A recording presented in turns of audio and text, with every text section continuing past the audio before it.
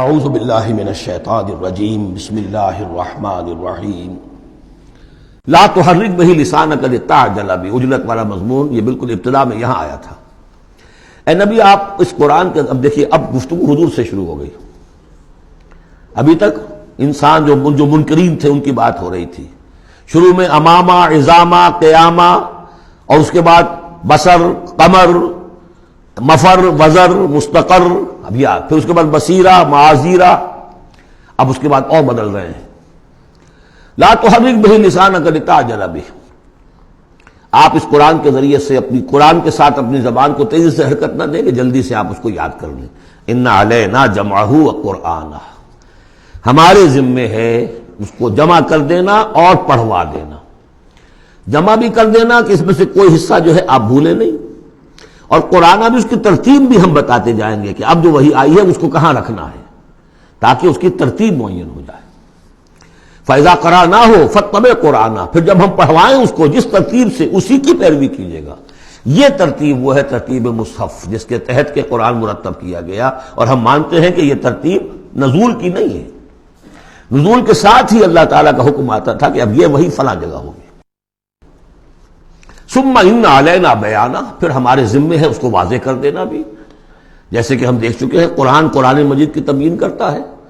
سورہ نساء میں دو احکام کے بارے میں آئے گا، یستفتونک، اور حالانکہ وہ حکم آ چکا ہے سورہ نساء میں پہلے، لیکن لوگوں نے سوال کیا قل اللہ یفتیکم فی الکلالہ، تو جاؤ اللہ واضح کر دیتا ہے، تم پر ابھی واضح نہیں ہوئی کلالہ کی بات، لو واضح کر دیتا ہے۔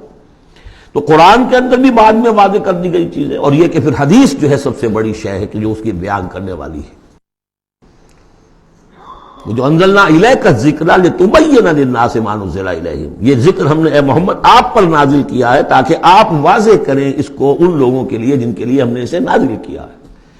نازل آپ پر کیا ہے، صرف آپ کے لیے تو نہیں کیا ہے آپ پر، نازل کیا ہے لوگوں کے لیے۔ اب ان کو واضح کرنا، اس کے اندر کہیں اگر کوئی اشکال ہو تو اسے حل کرنا، کہیں کوئی اگر اجمال ہے تو اس کی تفصیل بیان کرنا، یہ آپ کا کام۔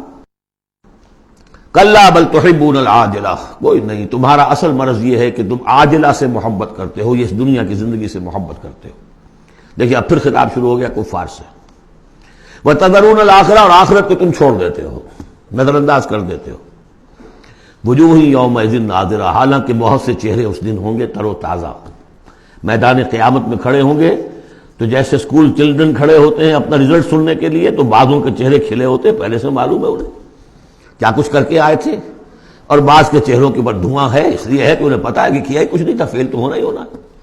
تو چاہے اب رزلٹ ڈکلیئر نہیں ہوا، رزلٹ ان کے چہروں پر لکھا ہوا ہے۔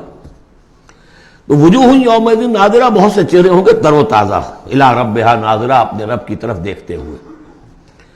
اس میں بعض لوگوں نے یہ کہا ہے کہ ناظرہ سے مراد ہے انتظار کر رہے ہوں گے اپنے رب کی رحمت کا، اس لیے کہ رؤیت باری تعالیٰ جو ہے وہ تو ممکن نہیں ہے کہ میدان حشر میں ہو جائے، لیکن میرے نزدیک انہی حضرات کی رائے زیادہ صائب ہے جو سمجھتے ہیں کہ رؤیت ہوگی۔ اہل ایمان کو عین میدان حشر میں بھی ایک درجے کی رؤیت باری تعالیٰ سے مشرف کیا جائے گا۔